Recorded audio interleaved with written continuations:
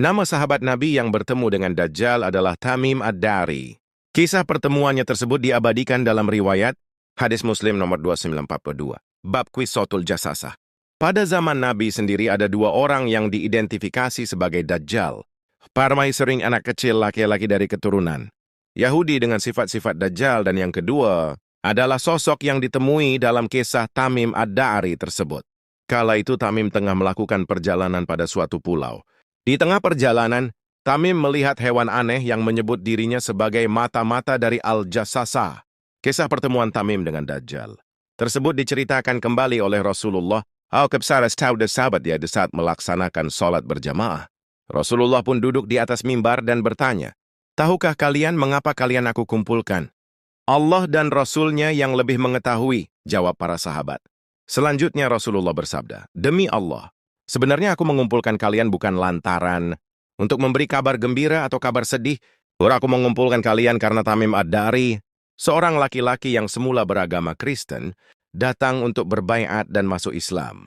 Telah menyampaikan sesuatu yang sesuai dengan apa yang telah saya sampaikan kepada kalian tentang Dajjal." Menurut cerita Rasulullah, ia mengisahkan perjalanannya kepadaku bahwa ia berlayar dengan sebuah kapal laut bersama 30 orang laki-laki dari kabilah Lakham dan Judzam. Kemudian mereka terombang-ambing oleh ombak, badai, selama 1 bulan. Hingga mereka terdampar di sebuah pulau di tengah laut di daerah tempat terbenamnya matahari. Lalu mereka duduk istirahat di suatu tempat yang terletak sangat dekat dengan kapal. Setelah itu, mereka masuk ke dalam pulau, lalu mereka bertemu dengan seekor binatang yang berbulu lebat sehingga mereka tidak dapat memperkirakan mana ekornya dan mana kepalanya karena tertutup oleh bulunya yang terlalu banyak. Mereka pun menepi ke sebuah pulau di arah barat. Mereka duduk pada perahu bagian atas dan akhirnya berhasil memasuki pulau tersebut. Setelahnya, mereka bertemu makhluk yang berbulu lebat, hingga tidak dapat dibedakan antara bagian depan dan belakang. Mereka pun bertanya, "Siapakah kamu ini, hai makhluk berbulu?" Makhluk berbulu itu menjawab, "Aku adalah Al-Jasasah." Mereka bertanya lagi, "Apakah Jasasah itu?" Makhluk itu berkata, "Hai sekalian manusia, pergilah kalian kepada seorang laki-laki di suatu biara, karena ia sangat mengharapkan berita dari kalian." Setelah mendengar itu, rombongan mereka langsung pergi meninggalkan tempat tersebut karena mengira makhluk aneh itu adalah setan. Hingga akhirnya mereka masuk ke dalam pulau tersebut. Tiba-tiba mereka bertemu dengan seseorang yang sangat besar di suatu biara. Diakui oleh Tamim sendiri, ia belum pernah melihat orang yang sebesar dan sekekar itu. Makhluk inilah yang mengaku dirinya Dajjal. Kedua tangan orang tersebut terbelenggu pada lehernya dan kedua kakinya dirantai dengan besi antara kedua lutut hingga kedua mata kakinya. Rombongan Tamim pun bertanya, "Siapakah kamu ini?" Makhluk itu menjawab, "Bukankah kalian telah memperoleh sedikit informasi tentang diriku?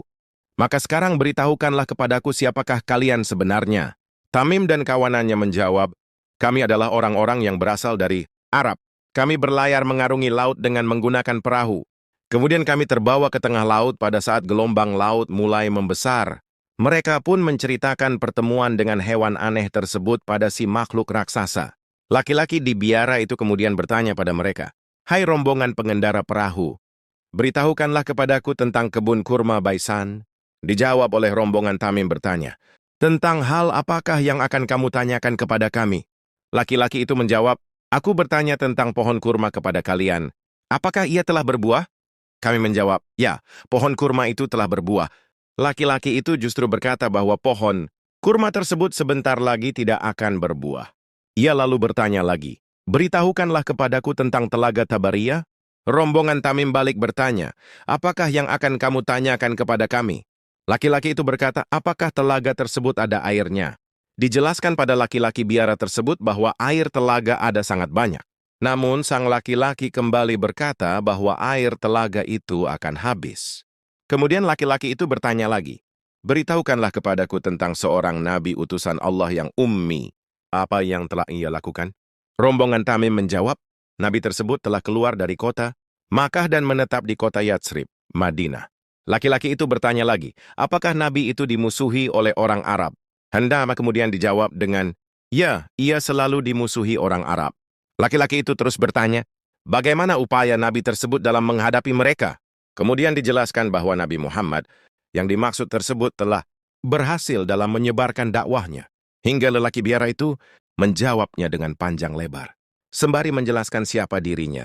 Khalid ini pun menjelaskan mengapa ia mengetahui tentang masa yang akan datang. Sungguh lebih baik apabila orang Arab itu mematuhinya. Sekarang baiklah aku akan memberitahukan kepada kalian tentang diriku.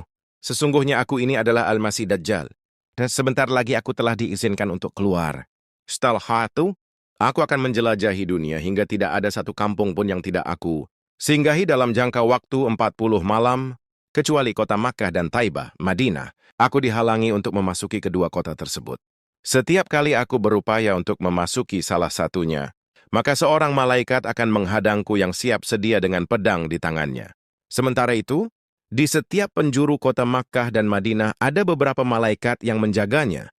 Setiap kali aku ingin memasuki salah satu dari negeri itu, maka aku dihadang oleh malaikat yang di tangannya ada pedang berkilau dan sangat tajam untuk menghambatku dari kedua negeri tersebut. Dan di setiap celahnya terdapat malaikat yang menjaganya. Kemudian sambil mengetuk mimbar dengan tongkat, Nabi bersabda, "Ini Taibah, ini adalah Taibah, ini adalah Taibah," maksudnya Madinah. Beliau bersabda lagi, "Bukankah aku telah menyampaikan hal itu kepada kalian?"